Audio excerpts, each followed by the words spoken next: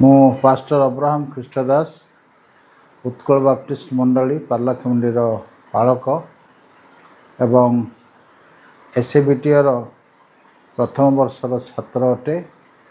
ଆପଣମାନଙ୍କୁ ଏହା ମୁଁ ସୂଚନା ଦେବା ପାଇଁ ଚାହେଁ, ଅବଶ୍ୟ ମୁଁ କଟକ ବାପ୍ଟିଷ୍ଟ ବାଇବେଲ କଲେଜରେ 3 ବର୍ଷ BTS କୋର୍ସ କରିଛି, କିନ୍ତୁ ବର୍ତ୍ତମାନ 1 ବର୍ଷ ହେବ ଏସ୍ଏବିଟିର ଛାତ୍ର ଭାବରେ ଯାହା ସବୁ ମୁଁ ଶିକ୍ଷା ପାଉଛି ଆଉ ସମ୍ପୂର୍ଣ୍ଣ ତାହା ନୂଆ ଅଟେ ଏବଂ ଅନେକ ନିଗୁଡ଼ ବିଷୟ ମଧ୍ୟ ମୁଁ ସେଥିରୁ ପାଇପାରୁଛି। ଗୋଟିଏ ଉଦାହରଣ ଆପଣମାନଙ୍କର ଜଣା ନିମନ୍ତେ ମୁଁ ଦେବା ପାଇଁ ଚାହେଁ।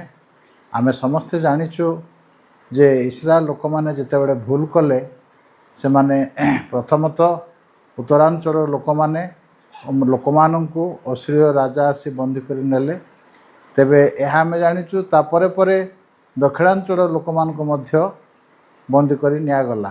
କିନ୍ତୁ ଏ ବନ୍ଦୀ କରିବାର ଅନ୍ତରାଳରେ କ'ଣ ଭିତରିଆ ଉଦ୍ଦେଶ୍ୟ ଥିଲା ସେ କଥା ମୁଁ ଜାଣିନଥିଲି, ଆଉ ଏଇ ଏସ୍ଏବିଟି ଦ୍ୱାରା ମୁଁ ଜାଣିପାରିଲି। ତେଣୁ ଆପଣମାନଙ୍କୁ ମୁଁ ଏତିକି ଅନୁରୋଧ କରିବି, ବହୁ ସଂଖ୍ୟାରେ ଏଥିରେ ଯୋଗଦାନ କରି ଏ ନୂତନ ନିଗୁଡ଼ ତଥ୍ୟ ବିଷୟ ଜାଣିବା ପାଇଁ ସମସ୍ତେ ମନୋଯୋଗୀ ହୁଅନ୍ତୁ। କେବଳ ଇତିହାସ ନୁହଁ, ଈଶ୍ୱରଙ୍କ ବାକ୍ୟର ଗୂଢ଼ ବିଷୟ ଗୁଡ଼ିକ ମଧ୍ୟ ଏହି ତାଲିମ କେନ୍ଦ୍ରରେ ଶିକ୍ଷା ଦିଆଯାଉଛି। ଏଣୁ ବହୁ ସଂଖ୍ୟାରେ ଆସନ୍ତୁ, ବାକ୍ୟ ପାଆନ୍ତୁ, ଅନ୍ୟମାନଙ୍କୁ ଜଣାନ୍ତୁ। ସମସ୍ତଙ୍କୁ ପ୍ରଭୁ ଆଶୀର୍ବାଦ କରନ୍ତୁ। ଧନ୍ୟବାଦ।